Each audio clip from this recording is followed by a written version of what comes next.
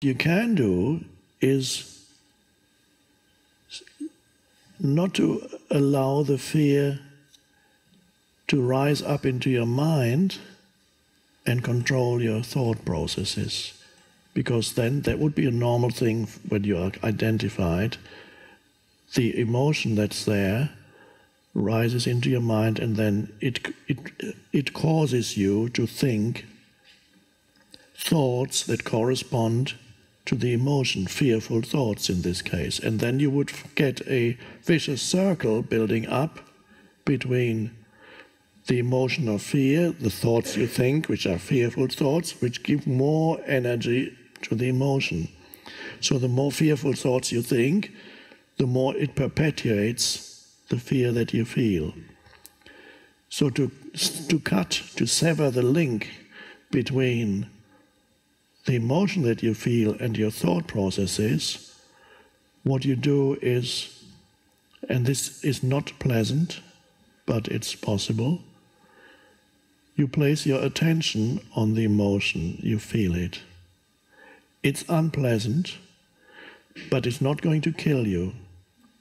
A child will probably not be able to do that if it's intense. It might have to escape into some, through dissociation or whatever, possibly.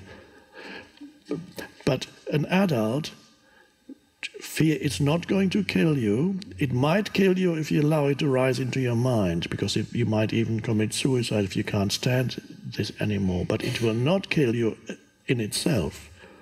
So feel it, and then you shine the light of awareness on it. And you may have to do that a lot. And at first, it's not pleasant, but it's a burning up of the old emotion.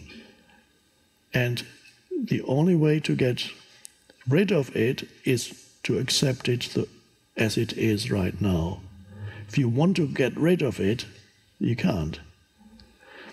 But that complete acceptance of what is actually the doorway through it. It's the transformation of it.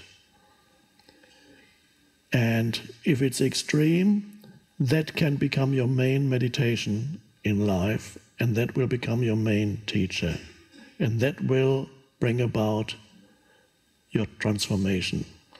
In some people's lives, there is one huge disability, one huge source of suffering or pain. It could be a physical disability, it could be a situation like being in prison, it could be an emotion like that you carry inside that doesn't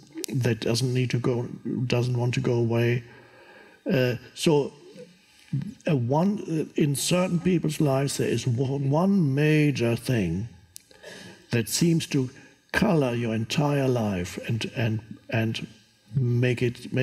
affect your entire life, and seemingly makes it impossible for you to ever be free or happy or joyful.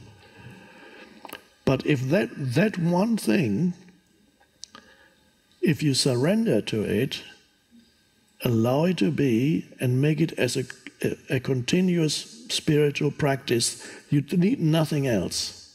That one thing will transform you if you surrender to it. And there will come a point when you are grateful that you had to go through that, because it will have taken you, it will be the greatest spiritual teacher. So there was, I believe, if I remember correctly, even Epictetus, that philosopher, who said, it's not the situation that makes you unhappy, it's the thought that makes you unhappy. If I remember correctly, he was also crippled, he couldn't walk properly, and he was a slave until he became freed. So it's often humans who have one major disability or some huge difficulty in life, and that becomes their catalyst for spiritual transformation. If they can surrender to it, allow it to be. Acceptance, I call it acceptance of the seemingly unacceptable.